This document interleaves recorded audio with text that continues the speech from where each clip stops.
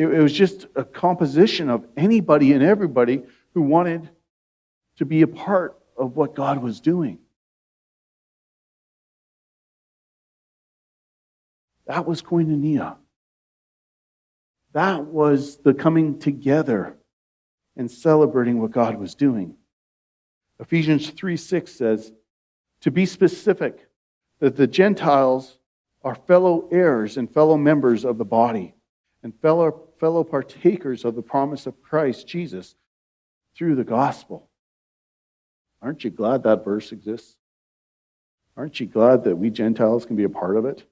That God just didn't do it for his chosen people and say, okay, that's enough. The rest of you can just rot in hell. No. God opened the door for us.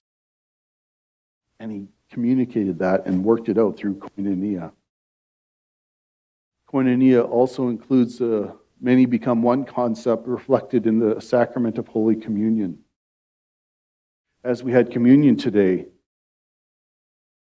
maybe you never noticed this, but in the Last Supper, Jesus offered his bread as his own body. It says, given for you. And that his blood is the wine, and calling it the new covenant in my blood, which is poured out for you. That's in Luke 22:19-20. Later, the Apostle Paul elaborated and took this even deeper, and he reminds the Christians that this act of eating together is a part of koinonia.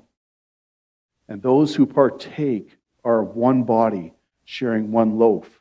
In 1 Corinthians 10:17, it says, since there is one bread, and we who are all many are one body,